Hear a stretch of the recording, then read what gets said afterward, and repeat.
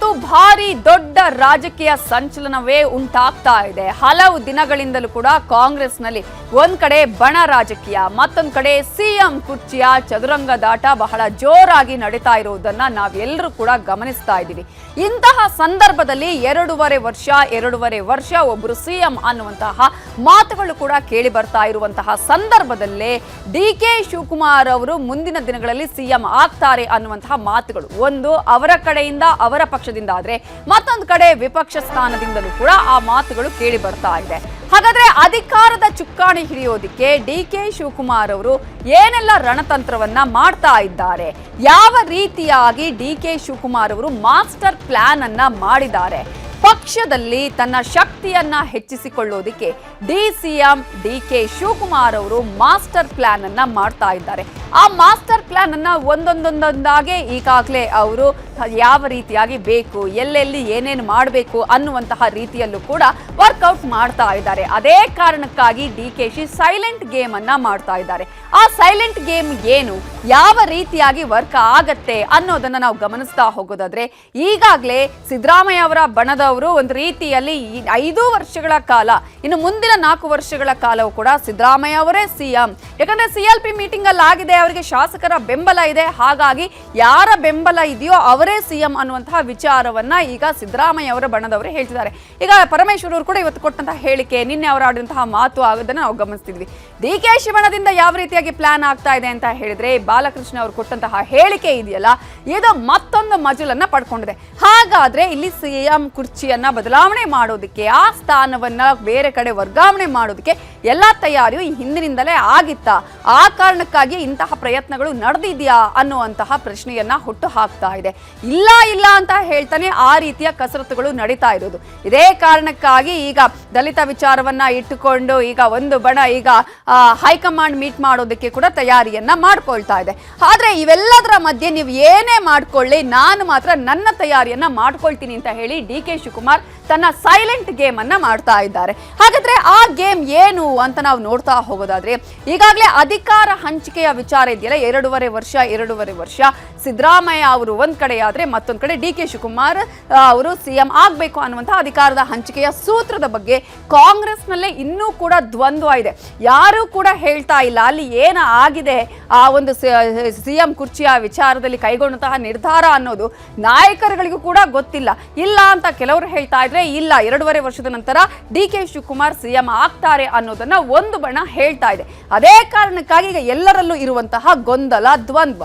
ಇನ್ನು ಶಾಸಕರ ಬೆಂಬಲ ಸಿದ್ದರಾಮಯ್ಯ ಅವರ ಪರ ಇರೋದೇ ಈಗ ಡಿಕೆ ಶಿವಕುಮಾರ್ಗೆ ಅಡ್ಡಗಾಲು. ಅವ್ರು ಎಷ್ಟೇ ಪಕ್ಷ ಸಂಘಟನೆ ಮಾಡಲಿ, ಎಲ್ಲಾ ಚುನಾವಣೆಗಳಲ್ಲೂ ಕೂಡ ಗೆಲುವನ್ನ ಸಾಧಿಸಲಿ, ಆದ್ರೆ ಶಾಸಕರ ಬೆಂಬಲ ಇರೋದು ಯಾರ ಕಡೆ ಅಂತ ನಾವು ಗಮನಿಸ್ತಾ ಹೋಗೋದಾದ್ರೆ ಅದು ಸಿದ್ದರಾಮಯ್ಯ ಅವರ ಪರವಾಗಿ ಇದೆ. ಹಾಗಾಗಿ ಸಿದ್ದರಾಮಯ್ಯ ಅವರ ಪರವಾಗಿ ಸಾಕಷ್ಟು ಶಾಸಕರು ಬ್ಯಾಟಿಂಗ್ ಮಾಡ್ತಾ ಇದ್ದಾರೆ. ಇದುವೇ ಡಿಕೆ ಶಿವಕುಮಾರ್ಗೆ ಈಗ ಅಡ್ಡಗಾಲು ಆಗ್ತಾ ಇರೋದು. ಆ ಅಡ್ಡಗಾಲನ್ನ ನಿವಾರಣೆ ಮಾಡ್ಕೊಳ್ಬೇಕು ಅಂತಾನೆ ಈಗ ಡಿಕೆ ಶಿವಕುಮಾರ್ ಅವರು ಮಾಸ್ಟರ್ ಪ್ಲಾನ್ ಮಾಡ್ತಾ ಇದ್ದಾರೆ. ಎಲ್ಲರನ್ನ ವಿಶ್ವಾಸಕ್ಕೆ ತೆಗೆದುಕೊಳ್ಳುವಂತಹ ಕೆಲಸ ಮಾಡ್ತಿದ್ದಾರೆ. ಅದು ಹಿಂದೆಯೇ ಆಗಿದ್ರೆ ಅಟ್ಲೀಸ್ಟ್ ವರ್ಕೌಟ್ ಆಗ್ತಾ ಇತ್ತೋ ಏನೋ. ಯಾಕಂತ ಹೇಳಿದ್ರೆ ಎಲ್ಲರೂ ಕೂಡ ಇರುವಂತಹ ದೂರ ಏನು ಅಂತ ಹೇಳಿದ್ರೆ, ತಾನೇ ಅನ್ನುವಂತಹ ರೀತಿಯಲ್ಲಿ ಡಿಕೆ ಶಿವಕುಮಾರ್ ಅವರು ಬಿಹೇವ್ ಮಾಡ್ತಾರೆ, ತನ್ನದು ಅಥವಾ ತಾನು ಅನ್ನುವಂತಹ ರೀತಿಯಲ್ಲೇ ವರ್ತನೆಯನ್ನ ಮಾಡ್ತಾರೆ ಅನ್ನುವಂತಹ ಆರೋಪ ಕೂಡ ಇದೆ. ಹಾಗಾಗಿಯೇ ಶಾಸಕರ ಬೆಂಬಲ ಹೆಚ್ಚಿನ ಸಂಖ್ಯೆಯಲ್ಲಿ ಇರೋದು ಸಿದ್ದರಾಮಯ್ಯ ಅವರಿಗೆ. ಈ ಕಾರಣಕ್ಕಾಗಿ ತನ್ನ ಕಡೆ ಒಲಿಸಿಕೊಳ್ಳುವಂತಹ ಪ್ರಯತ್ನವನ್ನ ನಾವು ಗಮನಿಸ್ತಾ ಇದ್ದೀವಿ. ಅಧಿಕಾರದ ಚುಕ್ಕಾಣಿ ಹಿಡಿಯೋದಕ್ಕೆ ಡಿಕೆ ಶಿವಕುಮಾರ್ ಅವರು ರಣತಂತ್ರವನ್ನ ಮಾಡ್ತಾ ಇದ್ದಾರೆ. ಹಾಗಾದ್ರೆ ಆ ರಣತಂತ್ರ ಏನು, ಯಾವ ರೀತಿಯಾಗಿ ಕಸರತ್ತನ್ನ ಮಾಡ್ತಾ ಇದ್ದಾರೆ ಅಂತ ನಾವು ಗಮನಿಸೋದಾದ್ರೆ, ಪಕ್ಷದಲ್ಲಿ ಶಕ್ತಿಯನ್ನ ಹೆಚ್ಚಿಸಿಕೊಳ್ಳೋದಕ್ಕೆ ಡಿಸಿಎಂ ಮಾಸ್ಟರ್ ಪ್ಲಾನ್ ಅನ್ನ ಮಾಡ್ಕೊಳ್ತಾ ಇದ್ದಾರೆ. ಹಾಗಾದ್ರೆ ಪಕ್ಷದಲ್ಲಿ ತನ್ನ ಶಕ್ತಿಯನ್ನ ವೃದ್ಧಿಸಿಕೊಳ್ಳೋದಕ್ಕೆ ಯಾವ ರೀತಿಯ ಪ್ಲಾನ್ ಅಂತ ನಾವು ಗಮನಿಸ್ತಾ ಹೋಗೋದಾದ್ರೆ, ಈಗಾಗಲೇ ಒಂದಷ್ಟು ರೀತಿಯ ಮೀಟಿಂಗ್ಗಳನ್ನ ಅವ್ರು ಮಾಡ್ತಾ ಇದ್ದಾರೆ. ಆ ಮೀಟಿಂಗ್ಗಳ ಮೂಲಕ ಶಾಸಕರ ಬೆಂಬಲವನ್ನ ತನ್ನ ಕಡೆ ಸೆಳೆಯೋದಕ್ಕೆ ಅವರು ಕಸರತ್ತನ್ನ ಮಾಡ್ಕೊಳ್ತಾ ಇದ್ದಾರೆ. ಶಾಸಕರ ಬೆಂಬಲ ಬೇಕೇ ಬೇಕಾಗುತ್ತೆ. CLP ಮೀಟಿಂಗ್ ನಲ್ಲಿ ಯಾರ ಪರವಾಗಿ ಬೆಂಬಲ ಇರುತ್ತೋ ಅವರೇ ಸಿಎಂ ಸ್ಥಾನವನ್ನ ಅಲಂಕರಿಸ್ತಾರೆ ಅನ್ನೋದು. ಹಾಗಾಗಿ ಈಗ ಶಾಸಕರ ಬೆಂಬಲ ತನ್ನ ಕಡೆ ಇದ್ರೆ ಆಗ ತಾನು ಸಿಎಂ ಆಗಬಹುದು ಅನ್ನುವಂತಹ ಮಾಸ್ಟರ್ ಪ್ಲಾನ್ ಅನ್ನ ಮಾಡ್ತಿದ್ದಾರೆ. ಇನ್ನು ಶಾಸಕರ 1-to-1 ಸಭೆಯನ್ನ ಕೂಡ ಮಾಡ್ತಾ ಇರೋದು ಇದೇ ಕಾರಣಕ್ಕಾಗಿ ಡಿಕೆ ಶಿವಕುಮಾರ್ ಅವರು ಪ್ರತಿಯೊಬ್ಬ ಶಾಸಕರನ್ನ ಕರೆದು ಅವರು ಈಗಾಗಲೇ ಸಭೆಗಳನ್ನ ಮಾಡ್ತಾ ಇದ್ದಾರೆ. ಆ ಸಭೆಗಳ ಮೂಲಕ ಅವರ ಒಲವನ್ನ ತನ್ನ ಕಡೆ ಹೆಚ್ಚಿಸಿಕೊಳ್ಳುವಂತಹ ಪ್ರಯತ್ನವನ್ನ ಮಾಡ್ತಾ ಇದ್ದಾರೆ. ಸಿಎಂ ಕುರ್ಚಿ ಹತ್ತಿರ ಆದ್ರೆ ಬೆಂಬಲ ಪಡೆಯುವಂತಹ ತಂತ್ರ ಕೂಡ ಇದೆ. ಯಾಕಂತ ಹೇಳಿದ್ರೆ ಈಗ 2.5 ವರ್ಷದ ಒಂದು ರೀತಿಯಾದಂತಹ ಹಂಚಿಕೆಯ ವಿಚಾರ ಇದೆಯಲ್ಲ, ಹತ್ರ ಬರ್ತಾ ಇದೆ. ಇಂತಹ ಸಂದರ್ಭದಲ್ಲಿ ಈಗಾಗಲೇ ನಾನು ಆ ಒಂದು ಕುರ್ಚಿಯನ್ನ ಪಡೆಯುವಂತಹ ಸಂದರ್ಭದಲ್ಲಿ ಶಾಸಕರ ಬೆಂಬಲ ಪಡಿಬೇಕು ಅಂತ ಹೇಳಿದ್ರೆ ಎಲ್ಲರ ವಿಶ್ವಾಸವನ್ನ ನಾನು ಗಳಿಸಬೇಕಾಗುತ್ತೆ. ಸೊ ಆ ವಿಶ್ವಾಸವನ್ನ ಹೇಗೆ ಗಳಿಸೋದು? ಈಗಿನಿಂದಲೇ ಎಲ್ಲಾ ರೀತಿಯಾದಂತಹ ತಂತ್ರಗಳು, ಸಭೆಯನ್ನ ಮಾಡೋದು, ಪ್ರತಿಯೊಬ್ಬ ಶಾಸಕರ ಹತ್ರಲ್ಲೂ ಕೂಡ ಒಂದಷ್ಟು ರೀತಿಯಾದಂತಹ ಅವರ ಜೊತೆ ಸಭೆಯನ್ನ ಮಾಡಿ ತನ್ನ ಕಡೆ ಒಲಿಸಿಕೊಳ್ಳುವಂತಹ ಪ್ರಯತ್ನವನ್ನ ಡಿ.ಕೆ. ಶಿವಕುಮಾರ್ ಅವರು ಮಾಡ್ತಾ ಇದ್ದಾರೆ. ಒಬ್ಬೊಬ್ಬರನ್ನೇ ಪ್ರತ್ಯೇಕವಾಗಿ ಕರೆದು ಸಮಾಲೋಚನೆಯನ್ನ ಕೂಡ ಮಾಡ್ತಾ ಇದ್ದಾರೆ. ಏನಾಗ್ತಾ ಇದೆ, ಯಾವ ರೀತಿಗೆ, ಹೆಸರಿಗೆ ಏನು ಪಕ್ಷ ಸಂಘಟನೆಯ ವಿಚಾರ, ಅಭಿವೃದ್ಧಿಯ ವಿಚಾರ, ಏನೇನು ಕೆಲಸ ಆಗಿದೆ ಅನ್ನೋದ್ರ ಕುರಿತು ಸಭೆ. ಬಟ್ ಇದರ ಹಿಂದಿರುವಂತಹ ಅಜೆಂಡಾ ಏನು, ಇದರ ಹಿಂದಿರುವ ಲೆಕ್ಕಾಚಾರ ಏನು ಅನ್ನೋದನ್ನು ಗಮನಿಸ್ತಾ ಹೋಗುದಾದ್ರೆ ಇದರ ಹಿಂದೆ ಇರುವಂತದ್ದು ಮುಂದಿನ ದಿನಗಳಲ್ಲಿ ಇವರೆಲ್ಲರೂ ನನ್ನ ಸಹಾಯಕ್ಕೆ ನಿಲ್ಬೇಕು ಅನ್ನುವಂತಹ ಉದ್ದೇಶ. ತಮ್ಮ ಜೊತೆ ನಿಲ್ಲುವಂತೆ ಶಾಸಕರಿಗೆ ಡಿ.ಕೆ.ಶಿ ಈ ಒಂದು ಸಭೆಗಳ ಮೂಲಕ ಮನವಿಯನ್ನ ಮಾಡ್ಕೊಳ್ತಾ ಇದ್ದಾರೆ ಅನ್ನೋದು ಇನ್ಸೈಡ್ ಸ್ಟೋರಿ. ಕಾರಣ ಇವರೆಲ್ಲರ ಬೆಂಬಲ ಸಿಕ್ಕಿದ್ರೆ ಆಗ ತಾನು ಸಿಎಂ ಕುರ್ಚಿಯನ್ನ ಏನು ಈಗಾಗಲೇ ಆ ಒಂದು ಗುರಿಯನ್ನ ಇಟ್ಟಿದ್ದೀನಿ ಅದಕ್ಕೆ ನನಗೆ ಸಹಾಯ ಆಗತ್ತೆ ಅನ್ನೋದು. ಶಾಸಕರ ಬೆಂಬಲ ಪಡೆಯೋದಿಕ್ಕೆ ಈ ರೀತಿಯಾದಂತಹ ಭಾರಿ ರಣತಂತ್ರವನ್ನ ಈಗಾಗಲೇ ಡಿ.ಕೆ. ಶಿವಕುಮಾರ್ ಅವರು ಮಾಡ್ತಾ ಇದ್ದಾರೆ. ಶಾಸಕರ ಬೆಂಬಲ ಪಡೆಯೋದಿಕ್ಕೆ ಹೈಕಮಾಂಡ್ ಅಂದ್ರೆ ಈಗಾಗಲೇ ಏನು ಶಾಸಕರ ಬೆಂಬಲ ಪಡೆಯೋದಕ್ಕೆ ಈ ರೀತಿಯ ಪ್ಲಾನ್ ಆದ್ರೆ ನಂತರ ಅವರೆಲ್ಲರ ಬೆಂಬಲ ಸಿಕ್ಕಿದ್ರೆ ಆಗ ಹೈಕಮಾಂಡ್ ಮೇಲೆ ಒತ್ತಡವನ್ನ ಹಾಕಬಹುದು, ಬಹಳ ಈಸಿ ಆಗತ್ತೆ. ಯಾಕಂತ ಹೇಳಿದ್ರೆ ಈಗ ಶಾಸಕರ ಬೆಂಬಲ ಯಾರಿಗಿದೆ ಅವರು ಸಿಎಂ ಅನ್ನುವಂಥದ್ದು ಈಗಾಗಲೇ ಗೊತ್ತಿರುವಂತಹ ವಿಚಾರ. ಹಾಗಾಗಿ ತನ್ನ ಕಡೆ ಶಾಸಕರ ಬೆಂಬಲ ಇದ್ರೆ, ತನಗೆ ಮೆಜಾರಿಟಿ ಶಾಸಕರು ಸಪೋರ್ಟ್ ಅನ್ನ ಮಾಡಿದ್ರೆ ಆಗ ನಾನು ಸಿಎಂ ಆಗೋದಕ್ಕೆ ಯಾವುದೇ ರೀತಿಯ ಅಡ್ಡಿ ಆತಂಕಗಳಿಲ್ಲ. ಆಗ ಹೈಕಮಾಂಡ್ಗೂ ಕೂಡ ಒತ್ತಡವನ್ನ ಹೇರ್ಬೋದು, ಹೈಕಮಾಂಡ್ಗೆ ಹೇಳ್ಬೋದು, ನೋಡಿ ಇಷ್ಟು ಮಂದಿ ಶಾಸಕರು ನನ್ನ ಜೊತೆ ಇದ್ದಾರೆ, ನನ್ನ ಪರವಾಗಿ ಇದ್ದಾರೆ ಅಂತ ಹೇಳಿ. ಅದರ ಜೊತೆಗೇನೆ ಸಿದ್ದರಾಮಯ್ಯ ಮತ್ತು ಅವರ ಬಣಕ್ಕೆ ಟಕ್ಕರ್ ಕೊಡುವಂತಹ ಪ್ಲಾನ್ ಕೂಡ ಈ ಒಂದು ಸೈಲೆಂಟ್ ಗೇಮ್ ಮೂಲಕ ಡಿ.ಕೆ. ಶಿವಕುಮಾರ್ ಅವರು ಮಾಡ್ತಾ ಇದ್ದಾರೆ. ಶಾಸಕರ ಬೆಂಬಲ ಇರೋರೇ ಸಿಎಂ ಅಂತ ಹೇಳ್ತಾ ಇದ್ದಾರೆ ಸಿದ್ದರಾಮಯ್ಯ ಅವರು. ಈಗಾಗಲೇ ಅವರ ಹೇಳಿಕೆಯನ್ನ ನಾವು ಗಮನಿಸ್ತಾ ಇದ್ದೀವಿ. 5 ವರ್ಷಗಳ ಕಾಲ ಕೂಡ ನಾನೇ ಸಿಎಂ ಅಂತ ಹೇಳ್ತಾ ಇದ್ದಾರೆ. ನಿಮ್ಮ ಬೆಂಬಲ ನನಗೆ ಬೇಕು ಅಂತ ಹೇಳಿ ಅನೇಕ ಸಭೆ ಸಮಾರಂಭಗಳು ಹೇಳ್ತಾರೆ. ಆಗ ನಾನು ಸಿಎಂ ಆಗಿಯೇ ಇರ್ತೀನಿ ಅನ್ನುವಂತಹ ವಿಚಾರವನ್ನು ಕೂಡ ಹೇಳ್ತಾರೆ. ಈ ಮೂಲಕ ಸಿದ್ದರಾಮಯ್ಯ ಅವರು ಹೋದ ಕಡೆಯಲ್ಲೆಲ್ಲ ನಾನೇ ಸಿಎಂ ನಾನೇನು ಬದಲಾವಣೆ ಆಗೋದಿಲ್ಲ ಅಂತ ಏನು ಹೇಳಿಕೆಯನ್ನ ಕೊಡ್ತಾ ಇದ್ದಾರಲ್ಲ, ಶಾಸಕರ ಬೆಂಬಲ ನನಗೆ ಇದೆ ಅನ್ನೋದನ್ನ ತೋರ್ಪಡಿಸುವಂತಹ ಕೆಲಸಗಳು, ಜೊತೆಗೆ ಅದೇ ರೀತಿಯಾಗಿ ಒಂದು ಶಕ್ತಿ ಪ್ರದರ್ಶನದ ಕೆಲಸಗಳಾಗ್ತಾ ಇದೆಯಲ್ಲ, ಅವೆಲ್ಲದಕ್ಕೂ ಕೂಡ ಟಕ್ಕರ್ ಕೊಡುವಂತಹ ಪ್ರಯತ್ನ. ಇನ್ನು ಚುಕ್ಕಾಣಿಯ ಸಸ್ಪೆನ್ಸ್ ಯಾವ ರೀತಿಯಾಗಿದೆ ಅಂತ ನಾವು ಗಮನಿಸ್ತಾ ಹೋಗೋದಾದ್ರೆ ಅಧಿಕಾರದ ಚುಕ್ಕಾಣಿ ಹಿಡಿಯಲು ಮುಂದಾದ್ರ ಡಿ.ಕೆ. ಶಿವಕುಮಾರ್ ಅನ್ನುವಂತಹ ಪ್ರಶ್ನೆ ಕೂಡ ಇಲ್ಲಿ ನಾವು ಗಮನಿಸಬೇಕಾಗುತ್ತೆ. ಯಾಕಂದ್ರೆ ಆ ರೀತಿಯಾದಂತಹ ಎಲ್ಲಾ ತಂತ್ರಗಳು ಒಂದು ಕಡೆ ಇಲ್ಲೇ ಏನೇನು ಬೇಕೋ ಆ ರೀತಿಯ ಪ್ರಯತ್ನ ಆದ್ರೆ ಮತ್ತೊಂದು ಕಡೆ ದೇವರಿಗೆ ಹೋಗಿ ಅಲ್ಲಿ ಪೂಜೆ ಪುನಸ್ಕಾರಗಳನ್ನ ಮಾಡೋದನ್ನು ನಾವು ಗಮನಿಸ್ತಾ ಇದ್ದೀವಿ. ಆದ್ರೆ ನಿನ್ನೆ ಚನ್ನಪಟ್ಟಣದಲ್ಲಿ ಕೃತಜ್ಞತಾ ಸಮಾವೇಶ ನಡೆಯುತ್ತಲ್ಲ, ಅಲ್ಲಿ ಶಾಸಕರು ಡಿ.ಕೆ. ಶಿವಕುಮಾರ್ಗೆ ನಿನ್ನೆ ಬಹುಪರಾಕನ್ನ ಹೇಳಿದ್ದಾರೆ. ಅದರಲ್ಲೂ ಕೂಡ ಬಾಲಕೃಷ್ಣ ಅವರು ನಿನ್ನೆ ಹೇಳಿದಂತಹ ಸ್ವಾಗತ ಭಾಷಣದಲ್ಲಿ ಅವರು ಮಾಡಿದಂತಹ ಒಂದು ಹೇಳಿಕೆ ಇದೆಯಲ್ಲ, ಇದುವೇ ಈಗ ದೊಡ್ಡ ಮಟ್ಟದಲ್ಲಿ ಚರ್ಚೆ ಆಗ್ತಾ ಇರುವಂತದ್ದು. ಮಾಗಡಿ ಶಾಸಕ ಎಚ್.ಸಿ. ಬಾಲಕೃಷ್ಣ ಮಾತಿನಿಂದ ಇದೀಗ ಕುತೂಹಲ ಅಂತೂ ಮನೆ ಮಾಡಿದೆ. ಅಷ್ಟು ಮಾತ್ರ ಅಲ್ಲ, ಚರ್ಚೆಗಳು ಕೂಡ ಈಗ ಆರಂಭ ಆಗಿದೆ. ಹಾಗಾದ್ರೆ ಮುಂದಿನ ದಿನಗಳಲ್ಲಿ ಸಿಎಂ ಕುರ್ಚಿಯ ವಿಚಾರದಲ್ಲಿ ಅಧಿಕಾರ ಹಂಚಿಕೆ ಆಗೋದು ಅಥವಾ ಬದಲಾವಣೆ ಆಗೋದು ಶತಸಿದ್ಧಾನ ಅನ್ನುವ ಪ್ರಶ್ನೆಯನ್ನು ಕೂಡ ಹುಟ್ಟು ಹಾಕಿದೆ. ಇನ್ನು ಬಾಲಕೃಷ್ಣ ಮಾತಿಗೆ ಮಹತ್ವ ಕೊಡಬೇಕಾಗಿಲ್ಲ ಅಂತ ಹೇಳಿದ್ರು ಕೂಡ ಒಳಗೊಳಗೇನೆ ಚರ್ಚೆ ಅಂತೂ ನಡೀತಾ ಇದೆ. ಈಗಾಗಲೇ ಇದಕ್ಕೆ ಸಂಬಂಧಪಟ್ಟ ಹಾಗೆ ಇವತ್ತು ಒಂದಷ್ಟು ರಿಯಾಕ್ಷನ್ ಬಂದಿದ್ದನ್ನ ಕೂಡ ನಾವು ಗಮನಿಸಿದ್ವಿ. ಕುರ್ಚಿಯ ಆಟದಲ್ಲಿ ಕೊನೆಗೆ ಗೆಲ್ಲೋರು ಯಾರು ಅನ್ನುವಂತಹ ಕುತೂಹಲ ಅಂತೂ ಇಡೀ ರಾಜ್ಯದ ಜನರಿಗಿದೆ. ರಾಜ್ಯದ ಜನರಿಗೆ ಸಿಎಂ ಇವರಾಗ್ತಾರೋ ಅವರಾಗ್ತಾರೋ ಅನ್ನೋದು ಬೇಡ, ಆದ್ರೆ ಅಭಿವೃದ್ಧಿಯ ವಿಚಾರಗಳಾಗಬೇಕು, ಅಭಿವೃದ್ಧಿ ಕೆಲಸಗಳು ಆಗಬೇಕು, ಕೆಲಸ ಕಾರ್ಯಗಳು ಆಗಬೇಕು ಅನ್ನುವಂತಹ ಆಶಯ. ಆದ್ರೆ ಇದಕ್ಕೆ ಬಣ ಬಡಿದಾಟ ಬಹಳ ಜೋರಾಗಿ ನಡೀತಾ ಇದೆ. ಹಾಗಾದ್ರೆ ಇದೇ ವಿಚಾರಕ್ಕೆ ಸಂಬಂಧಪಟ್ಟ ಹಾಗೆ ಬಾಲಕೃಷ್ಣ ಅವರಾಗಿರ್ಬೋದು ಅಥವಾ ಪರಮೇಶ್ವರ್ ಅವರಾಗಿರ್ಬೋದು, ಎಚ್.ಕೆ. ಪಾಟೀಲ್ ಅವರು ಏನ್ ಹೇಳಿದ್ದಾರೆ ನೋಡೋಣ. ಇನ್ನೇನು ಕೆಲವೇ ನಿಮಿಷಗಳಲ್ಲಿ ನಮ್ಮ ಜಿಲ್ಲೆಯ ಮಣ್ಣಿನ ಮಗ, ಈ ರಾಜ್ಯದ ಉಪಮುಖ್ಯಮಂತ್ರಿಗಳು, ಮುಂದೆ ಈ ರಾಜ್ಯದ ಚುಕ್ಕಾಣಿಯನ್ನ ಹಿಡಿಯಲಿಕ್ಕೆ ತಯಾರಾಗಿರ್ತಕ್ಕಂಥ, ನಿಮ್ಮೆಲ್ಲರ ಆಶೀರ್ವಾದವನ್ನ ಪಡ್ಕೊಂಡಿರ್ತಕ್ಕಂಥ ಸನ್ಮಾನ್ಯ ಡಿ.ಕೆ. ಶಿವಕುಮಾರ್ ಅವರು ಕೆಲವೇ ನಿಮಿಷಗಳಲ್ಲಿ ಇಲ್ಲಿಗೆ ಆಗಮಿಸ್ತಾ ಇದ್ದಾರೆ. ಬಾಲಕೃಷ್ಣ ಅವರು, ಶಾಸಕ ಬಾಲಕೃಷ್ಣ ಅವರು ಮತ್ತೆ ಮುಂದಿನ ಸಿಎಂ ಡಿ.ಕೆ. ಅವರು ಆಗ್ತಾ ಇದ್ದಾರೆ ಅಂತ ಮಾತು ಕೂಡ ನಿನ್ನ ಬಹಿರಂಗವಾಗಿ ಸಭೆಯಲ್ಲೇ ಹೇಳಿದ್ದಾರೆ. ಖರ್ಗೆ ಅವರ ಮಾತು ನಮ್ಮ ಪಕ್ಷದಲ್ಲಿ ಅಂತಿಮ. ಖರ್ಗೆ ಅವರ ಮಾತನ್ನು ಮೀರದ ನಡೆ ನಮ್ಮೆಲ್ಲರದು ಆಗಬೇಕು. ಹೈಕಮಾಂಡ್ನವ್ರು ಗಮನಿಸ್ತಾರೆ, ಅದನ್ನ ಹೈಕಮಾಂಡ್ನವ್ರು ಗಮನಿಸ್ತಾರೆ. ಎಲ್ಲರಿಗೂ ಹೇಳಿದಾರಲ್ಲ, ಅವ್ರು ಗಮನಿಸ್ತಾರೆ. ಎಲ್ಲ ಖರ್ಗೆ ಅವ್ರ ಮಾತಿಗೆ ಯಾಕೆ ಬೆಲೆ ಇಲ್ಲ? AICC ಅವರ ಅಧ್ಯಕ್ಷರ ಮಾತಿಗೆ ಎಲ್ಲರೂ ಬೆಲೆ ಕೊಡಲೇಬೇಕು, ಕೊಡ್ತೀವಿ. ಅದನ್ನು ಗಮನಿಸ್ತಾರೆ. ಯಾರಾದರೂ ಮಾತಾಡಿರೋದನ್ನು ಅವ್ರು ಗಮನಿಸ್ತಾರೆ. ಸೊ ಇಷ್ಟೆಲ್ಲ ಆದ್ರೂ ಕೂಡ ಒಂದ್ ಕಡೆ ಮಲ್ಲಿಕಾರ್ಜುನ ಖರ್ಗೆ ಅವರು ಸಾಕಷ್ಟು ಬಾರಿ ಹೇಳಿದ್ದಾರೆ, ಯಾರು ಕೂಡ ಬಹಿರಂಗವಾಗಿ ಹೇಳಿಕೆಗಳನ್ನ ಕೊಡಬಾರ್ದು ಅಂತ ಹೇಳಿದ್ರು ಕೂಡ ಅನೇಕರು ಕೊಡ್ತಾ ಇರೋದನ್ನ ನಾವು ಗಮನಿಸ್ತಾ ಇದ್ದೀವಿ. ಅಷ್ಟು ಮಾತ್ರ ಅಲ್ಲ, ಈಗ ಇಂತಹ ಒಂದು ಹೇಳಿಕೆ ಬಾಲಕೃಷ್ಣ ಅವರಿಂದ ಬಂದಿದೆಯಲ್ಲ, ಇದು ಮತ್ತಷ್ಟು ಚರ್ಚೆಗೆ ಕಾರಣ ಆಗಿದೆ. ಹಾಗಾದ್ರೆ ಇಲ್ಲಿ JDSನ ವಿಚಾರಕ್ಕೆ ಸಂಬಂಧಪಟ್ಟ ಹಾಗೆ ಯಾವ ರೀತಿಯಾಗಿ ಶಾಸಕರಿಗೆ DK ಶಿವಕುಮಾರ್ ಅವರು ಆಫರ್ ಅನ್ನ ಕೊಟ್ಟಿದ್ದಾರೆ? ಯಾಕಂದ್ರೆ ಇದರ ಹಿಂದೆ ಕೇವಲ JDSನ ವಿಚಾರ ಮಾತ್ರ ಅಲ್ಲ, ತನ್ನ CM ಕುರ್ಚಿಯ ವಿಚಾರ ಕೂಡ ಇದೆ. ಚನ್ನಪಟ್ಟಣದ ಕೃತಜ್ಞತಾ ಸಮಾವೇಶದಲ್ಲಿ ಇಲ್ಲಿ ದಳಪತಿಗಳನ್ನೇ ಅವರು ಟಾರ್ಗೆಟ್ ಮಾಡಿಕೊಂಡ್ರು ಕೂಡ ಅದರ ಹಿಂದಿರೋ ಲೆಕ್ಕಾಚಾರಗಳು ಬೇರೆಯದ್ದೇ ಇದೆ ಅನ್ನೋದನ್ನ ನಾವಿಲ್ಲಿ ಗಮನಿಸಬಹುದು. ಒಬ್ಬ ವ್ಯಕ್ತಿಗಾಗಿ ಒಂದು ಪಕ್ಷವನ್ನೇ ಬಲಿ ಕೊಡಲಾಗ್ತಿದೆ ಅಂತ ನಿನ್ನೆ DK ಶಿವಕುಮಾರ್ ಅವರು ಹೇಳಿಕೆಯನ್ನ ಕೊಡ್ತಾರೆ. ಅದರ ನೇರ ಟಾರ್ಗೆಟ್ ಆಗಿದ್ದು ಕುಮಾರಸ್ವಾಮಿ ಅವರು. ಕುಮಾರಸ್ವಾಮಿ ಅವರನ್ನ ಇಟ್ಟುಕೊಂಡೇ ಅವರ ಒಂದು ಪಕ್ಷದ ಆಂತರಿಕ ವಿಚಾರಗಳನ್ನ ಇಟ್ಟುಕೊಂಡು ಯಾವ ರೀತಿಯಾಗಿ ಅಲ್ಲಿ ನಾಯಕರುಗಳಿಗೆ ಏನೇನು ಆಗ್ತಾ ಇದೆ ಅನ್ನುವಂತಹ ಹೇಳಿಕೆಗಳನ್ನ ಕೊಟ್ಕೊಂಡೇ DK ಶಿವಕುಮಾರ್ ಒಂದು ದಾಳವನ್ನ ಇಲ್ಲಿ ಉರುಳಿಸಿದ್ದಾರೆ. ಪರೋಕ್ಷವಾಗಿ ಕುಮಾರಸ್ವಾಮಿ ವಿರುದ್ಧ DK ಶಿವಕುಮಾರ್ ಅವರು ಇಲ್ಲಿ ಆರೋಪವನ್ನ ಮಾಡಿದ್ದಾರೆ. ಅಲ್ಲಿನ ಶಾಸಕರುಗಳಿಗೆ ಆಗಿರ್ಬೋದು ಅಥವಾ ನಾಯಕರುಗಳಿಗೆ, ಕಾರ್ಯಕರ್ತರುಗಳಿಗೆ ನೀವು ಒಮ್ಮೆ ಯೋಚನೆ ಮಾಡಬೇಕು ಅನ್ನುವಂತಹ ವಿಚಾರವನ್ನ ಕೂಡ DK ಶಿವಕುಮಾರ್ ಅವರು ನಿನ್ನೆ ಹೇಳಿದ್ದಾರೆ. ನೀವು ಯಾಕೆ ಒಬ್ಬ ವ್ಯಕ್ತಿಗಾಗಿ ಅಥವಾ ಅವರ ತಮ್ಮ ವಿಚಾರಗಳಲ್ಲಿ ಏನೆಲ್ಲ ಬದಲಾವಣೆಗಳನ್ನು ಮಾಡ್ಕೊಳ್ಬೇಕು ಅದನ್ನ ಮಾಡ್ಕೊಳ್ಳುವಂತಹ ಬದಲಾಗಿ ಅವರು ತಮ್ಮ ಸ್ವಹಿತಕ್ಕಾಗಿ ಅಥವಾ ವೈಯಕ್ತಿಕ ಹಿತಾಸಕ್ತಿಗಾಗಿ ಏನ್ ಮಾಡ್ತಾ ಇದ್ದಾರೆ, ನಿಮ್ಮ ಪರಿಸ್ಥಿತಿ ಏನು ಅಂತ ಗಮನಿಸಿ ಅಂತ ಹೇಳ್ತಾ ಇದ್ದಾರೆ.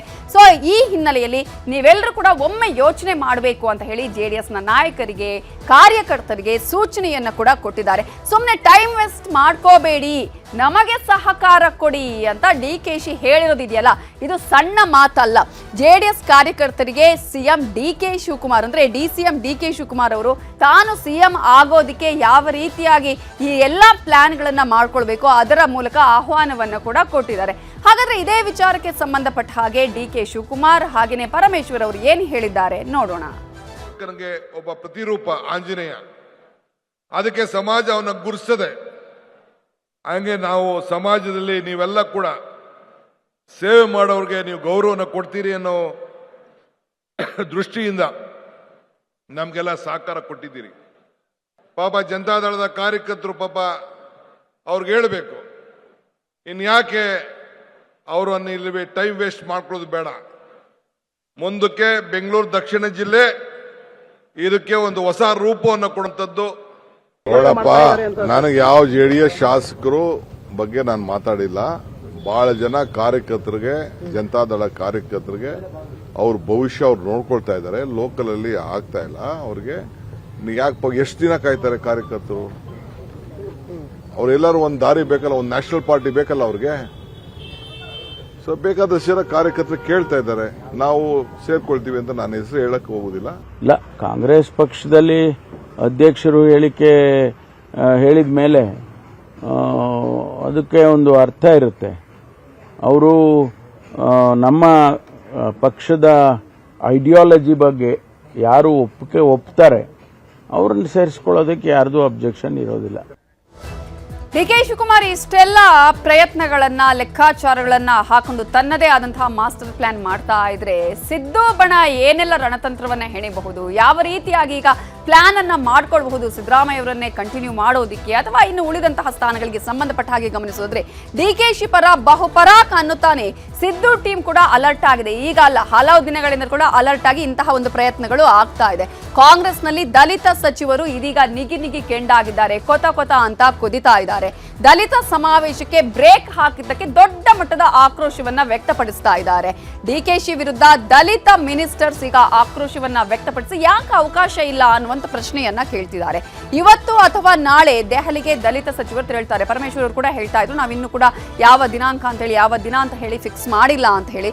ಡಾಕ್ಟರ್ ಪರಮೇಶ್ವರ್ ಆಗಿರ್ಬೋದು, ಸತೀಶ್ ಜಾರಕಿಹೊಳಿ ಆಗಿರ್ಬೋದು, ರಾಜಣ್ಣ ಅವರು ದೆಹಲಿಗೆ ಹೋಗ್ತಾರೆ. ಆ ರೀತಿಯಾದಂತಹ ಎಲ್ಲಾ ರೀತಿಯ ತಂತ್ರಗಾರಿಕೆಯನ್ನು ಕೂಡ ಈಗಾಗಲೇ ಅವರು ಮಾಡ್ಕೊಂಡಿದ್ದಾರೆ. ಅದರಲ್ಲಿ ಮುಖ್ಯವಾಗಿ ಅವರು ಹೋಗುವಂತಹ ಉದ್ದೇಶ ತಾವು ಇಲಾಖೆಗಳ ಕೆಲಸಕ್ಕೆ ಅಂತ ಹೇಳಿದ್ರು ಕೂಡ ಡಿಕೆಶಿ ವಿರುದ್ಧ ದೂರನ್ನ ಸಲ್ಲಿಸೋದಿಕ್ಕೆ ಅಂತಾನೆ ಹೈಕಮಾಂಡ್ಗೆ ಅಲ್ಲಿ ಭೇಟಿ ಮಾಡಿ ಚರ್ಚೆಯನ್ನ ಮಾಡಿ ದೂರು ಸಲ್ಲಿಸುವಂತಹ ಒಂದು ನಿರ್ಧಾರವನ್ನ ಕೂಡ ಮಾಡಿದ್ದಾರೆ.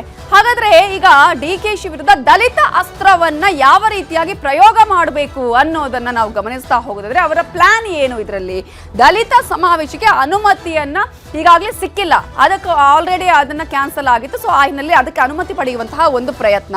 ಸೋನಿಯಾ ಗಾಂಧಿ, ರಾಹುಲ್ ಗಾಂಧಿ, ಖರ್ಗೆ ಅವರ ಜೊತೆಗೂ ಕೂಡ ನಮಗೆ ಆ ಸಮಾವೇಶಕ್ಕೆ ಅನುಮತಿ ಕೊಡಿ ಅಂತ ಹೇಳಿ ಚರ್ಚೆ ಮಾಡುವಂತಹ ಒಂದು ರೀತಿಯ ಎಲ್ಲಾ ಲೆಕ್ಕಾಚಾರಗಳನ್ನ ಹಾಕೊಂಡೇ ಇವರು ದೆಹಲಿಗೆ ಹೋಗ್ತಾ ಇದ್ದಾರೆ. ಇದರ ಹಿಂದಿರೋ ಉದ್ದೇಶವನ್ನ ಒಂದಷ್ಟು ಅವರು ಹೇಳ್ತಾರೆ. ಜಿಲ್ಲಾ ಪಂಚಾಯತ್ ಆಗಿರ್ಬೋದು, ತಾಲೂಕು ಪಂಚಾಯತ್ ಚುನಾವಣೆಗೆ ಅನುಕೂಲವಾಗುತ್ತೆ ಇದು ಅನ್ನುವಂತಹ ವಾದವನ್ನ ಇಟ್ಕೊಂಡು ಪರ್ಮಿಷನ್ ಅನ್ನ ಅವ್ರು ಕೇಳುವಂತಹದ್ದು. ಪಕ್ಷದ ಬೆಂಬಲಕ್ಕಿರುವಂತಹ ದಲಿತರಿಗೆ ಕೃತಜ್ಞತೆ ಸಲ್ಲಿಸಬೇಕು. ನಮ್ಮ ಪರವಾಗಿ ನಿಂತಿದ್ದೀರಿ, ನಮ್ಮನ್ನ ಗೆಲ್ಸಿದ್ದೀರಿ, ಹಾಗಾಗಿ ನಾವು ಅವರಿಗೆ ಕೃತಜ್ಞತೆಯನ್ನು ಸಲ್ಲಿಸಬೇಕು. ದಲಿತ ಸಮಾವೇಶದಿಂದ ಪಕ್ಷಕ್ಕೆ ಅನುಕೂಲ ಆಗತ್ತೆ. ಮುಂದಿನ ದಿನಗಳಲ್ಲೂ ಕೂಡ ಜಿಲ್ಲಾ ಪಂಚಾಯತ್, ತಾಲೂಕು ಪಂಚಾಯತ್ ಚುನಾವಣೆಯಲ್ಲೂ ಕೂಡ ಅದು ನಮಗೆ ಉಪಯೋಗ ಆಗುತ್ತೆ. ದಲಿತ ಮತಗಳನ್ನ ಒಗ್ಗೂಡಿಸುವಂತಹ ಅನಿವಾರ್ಯತೆ ಇದೆ ಅನ್ನೋದನ್ನ ಇಟ್ಟುಕೊಂಡೇ ಈಗಾಗಲೇ ಪರ್ಮಿಷನ್ ಕೇಳುವಂತಹ ಪ್ರಯತ್ನ. ಜಿಲ್ಲಾವಾರು ದಲಿತ ಸಮಾವೇಶ ಮಾಡಿದ್ರೆ ಆಗ ನಮ್ಮ ಪಕ್ಷಕ್ಕೆ ಇನ್ನಷ್ಟು ಅನುಕೂಲ ಆಗತ್ತೆ.